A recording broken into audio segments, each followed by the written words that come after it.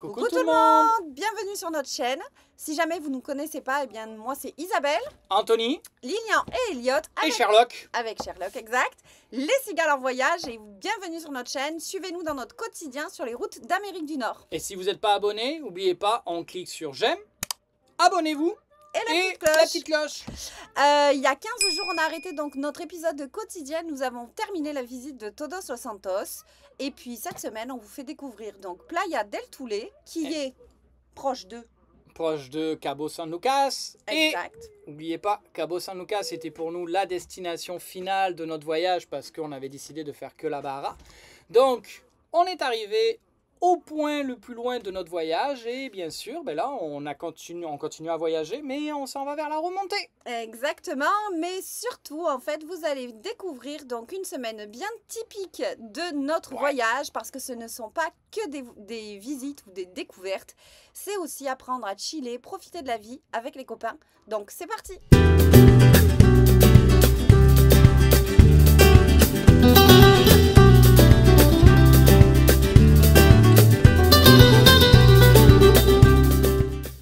Nous sommes arrivés au Rancho Escondido, qui est un rancho. En fait, c'est un RV Park qu'on a installé ici. Nos copains sont ici. On a l'eau. Puis, on a la dompe qui est là-bas.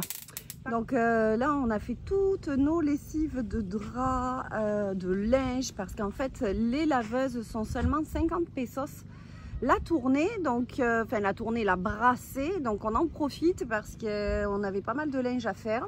Mon homme, lui, qu'est-ce qu'il fait? Ben, il en profite aussi pour vidanger les eaux noires. Parce qu'en fait, sur notre emplacement, on a la dompe et on a accès à l'eau. On n'a pas l'électricité, mais on a ces deux points qui sont quand même non négligeables au Mexique. C'est surtout que c'est la première fois depuis qu'on est au Mexique. Ça va faire 2 mois que là, je peux bien rincer mes tanks, bien nettoyer et repartir à neuf. Repartir à neuf. Parce que comme ils viennent de l'expliquer, donc c'est ça. Donc on a passé le Mexique début décembre.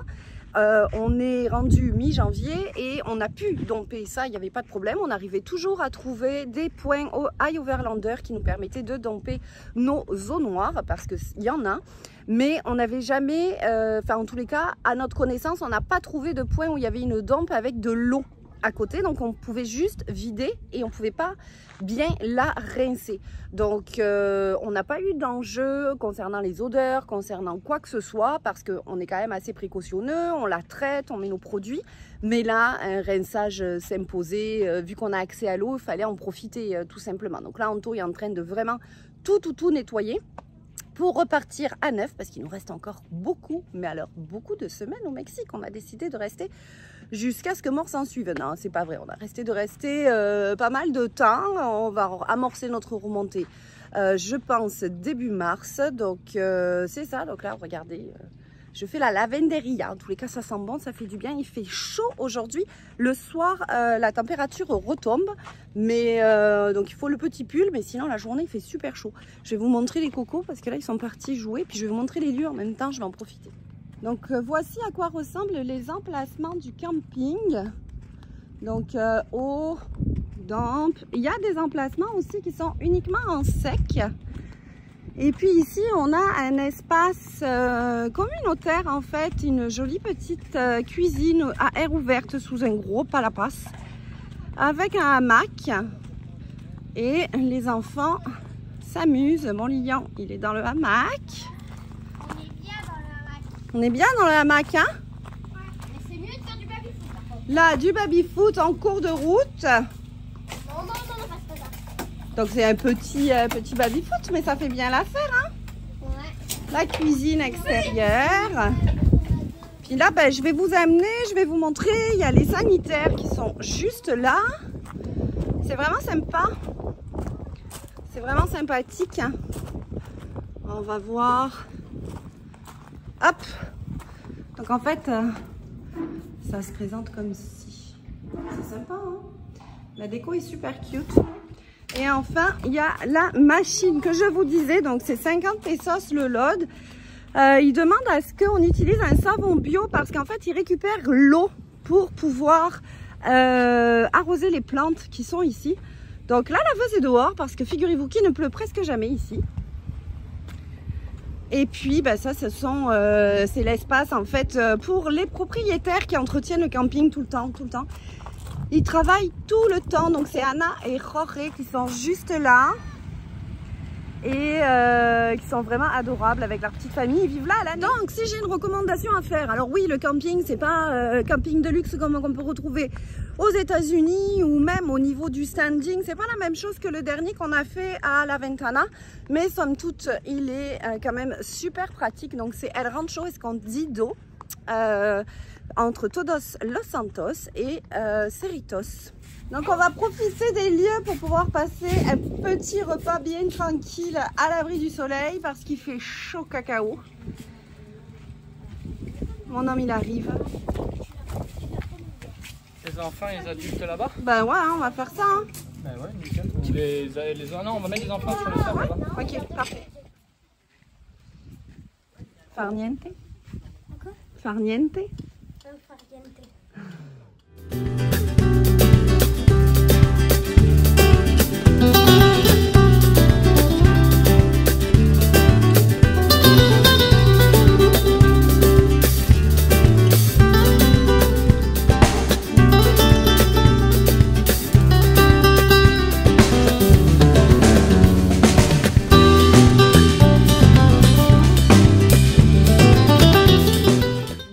Séance sportive à Cabo San Lucas, les amis. Donc Cédric, papa Bella Vita autour du monde, a décidé de prendre notre petite gang pour faire un entraînement physique ce matin au bord de la plage, s'il vous plaît. Il y a pire dans la vie, hein, qu'une séance d'échauffement. C'est l'école en voyage. L'école en voyage, sérieux. Ça fait rêver, hein. Ouais. Alors, si vous vous posez encore des questions sur comment se comportent les enfants en voyage, vous en avez la preuve en image. Ça va plutôt bien, je vous dirais.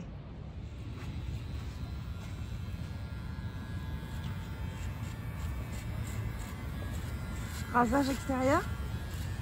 Pourquoi tu me filmes dans mon intimité, là? Ben parce que tu t'es fait mettre dehors, t'as pas le droit de mettre tes poils partout. Comment? T'as pas le droit de mettre tes poils partout. Te rases pour la pêche? Comment? Te rases pour la pêche? Bah ouais. Il faut. C'est papa, 2 poissons. Qui ça? Cédric, des Marcel. Les Marcel, non, c'est pas Marcel, c'est les Bella Vita. Du monde. Et mon père, il en a eu 2. 2 poissons, ça y est, ça commence. Ça commence à être fructifiable, tout ça. Il de thon.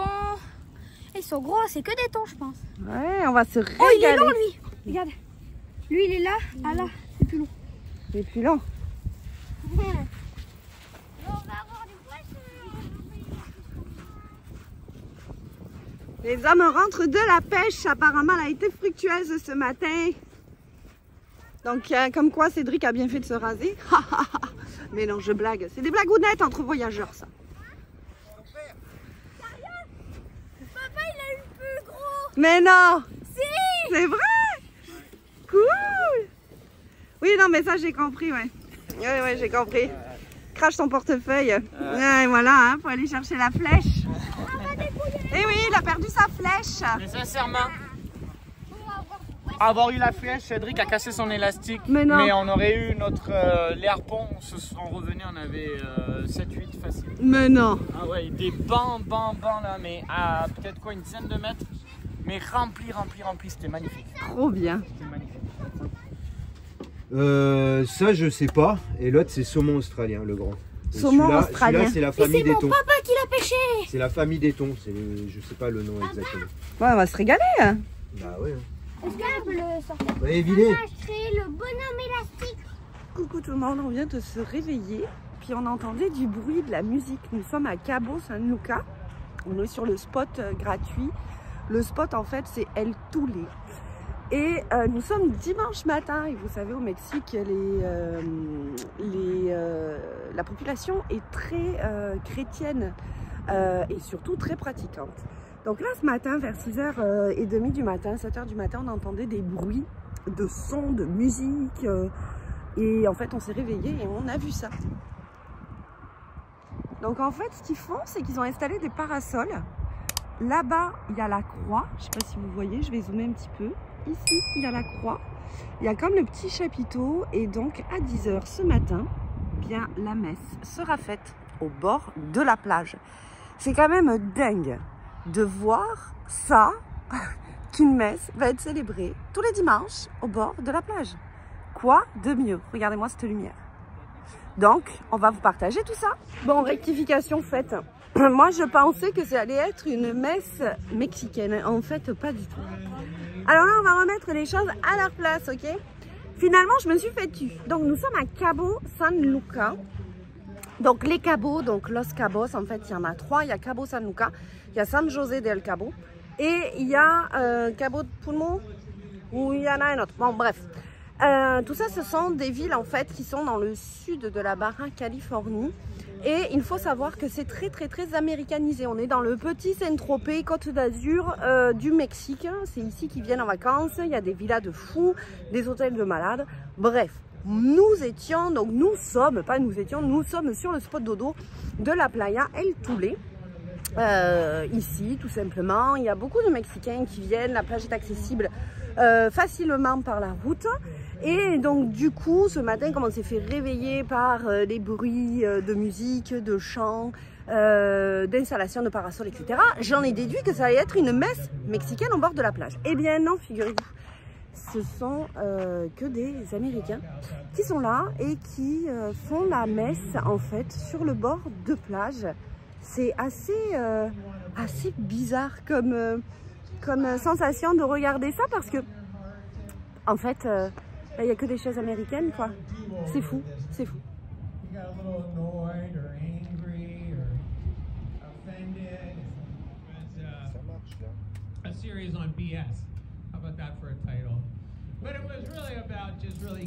Bon, alors après 3 heures à réparer une flèche, là, tu fais quoi, amour?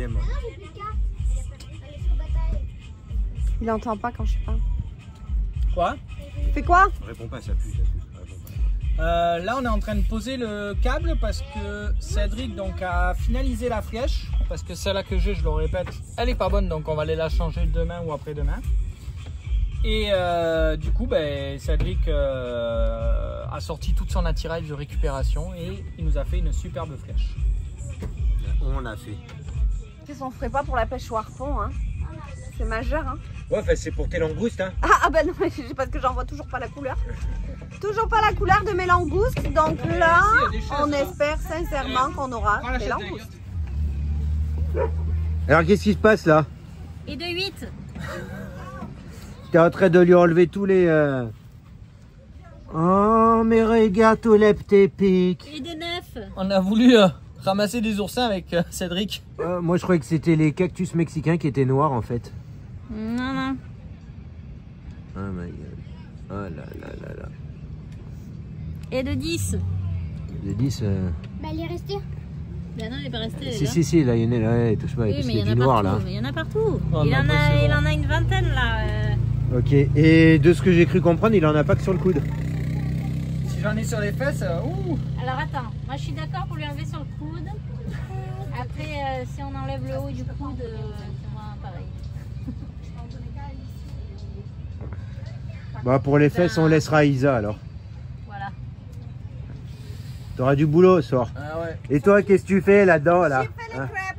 Ah, t'as fait les crêpes. J'ai fait les crêpes.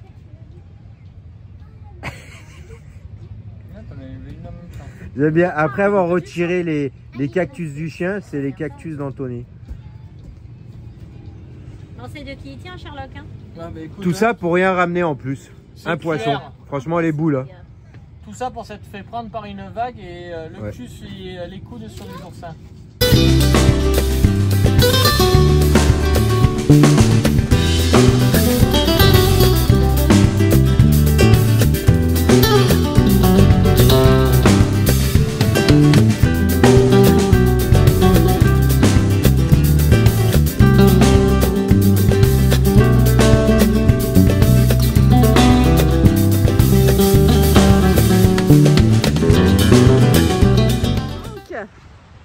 Les enfants qui veulent faire comme les grands, j'étais en train tranquillement de faire à manger pour ce soir, pour accompagner le poisson pêché ce midi par nos hommes.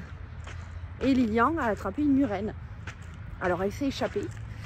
Tant mieux parce que la murène, elle n'est pas sympathique. Alors il vaut mieux la laisser dans l'océan. Mais voilà, c'est ça. Donc les journées se passent comme ça. En plus, c'est tout vide autour de nous. C'est super calme. Ça fait vraiment du bien. Et je ne pensais pas que j'aurais trouvé un spot que j'apprécie dans cette partie-là en fait de la Baja California, parce que c'est hyper touristique, comme je vous l'ai dit précédemment. Il y a beaucoup de monde. Mais sur ce spot-là, bah, écoutez, c'est super calme. C'est super beau. Il y a une vue sur l'océan Pacifique tous les matins, toute la journée. Que demander de plus? Pas grand-chose. Parce que ces deux hommes-là ne savent pas s'ennuyer. Hein? Est-ce que tu veux que je te fasse une piqûre pour voir qu'est-ce que tu as comme jus qui rentre dans ton cerveau? Non, merci. Donc voilà, résultat des courses. Après avoir terminé Marcel, on investit la cigale. Donc à la base, c'est resserrage d'une courroie. Mais ça finit dans le tableau de bord, donc ça m'inquiète un petit peu. Merci, je filme. Donc mais là, non, on fait gros des plan tests là. Sur ta grosse tête. Des tests de quoi tu fais? De quoi tu fais de tests? Rien. Pourquoi? Je regardais sa clim là, parce que je voulais voir un mais bruit de la courroie. clim, elle ne marche pas. Mais je sais, mais parce qu'il y a un bruit de courroie et ça peut être cassé. sa clim. Son compresseur, donc du coup je voulais... s'amuse, Non mais je regarde, pense que c'est ton compresseur. on regarde pour l'air climatisé. On s'amuse. Moi j'aime bien le on s'amuse. Mais oui. On ne doit pas s'amuser, non. Normalement, on ne s'amuse pas avec ça. On doit remonter, hein, je vous signale. Non, mais juste pour... la courroie a fait du bruit, pas de bruit, ça y est, c'est La fait. courroie c'est fait, ça c'est bon. Les courroies sont resserrées. C'est la poulie de l'air climatisé qu'on pense qui fait du bruit. Donc rien de... En plus, c'était même pas la bonne courroie Mais c'est pas une courroie, qui faisait on du parle bruit. d'une Poulie. poulie.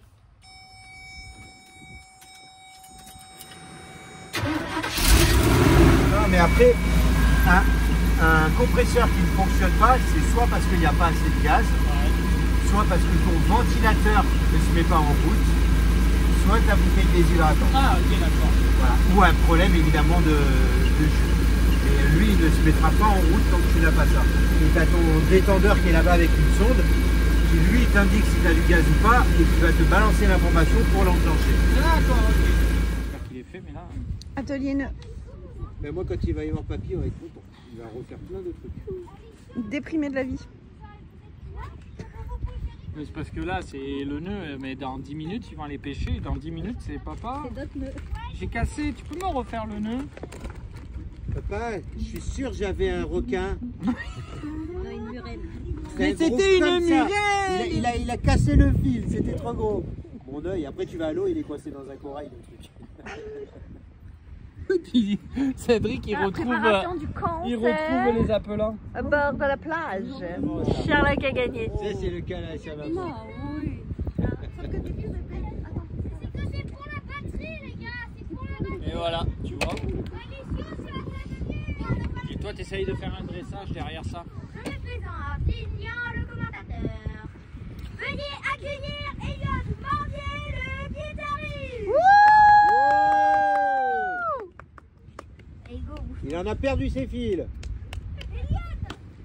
veuillez accueillir en deuxième place Leandro le batteur.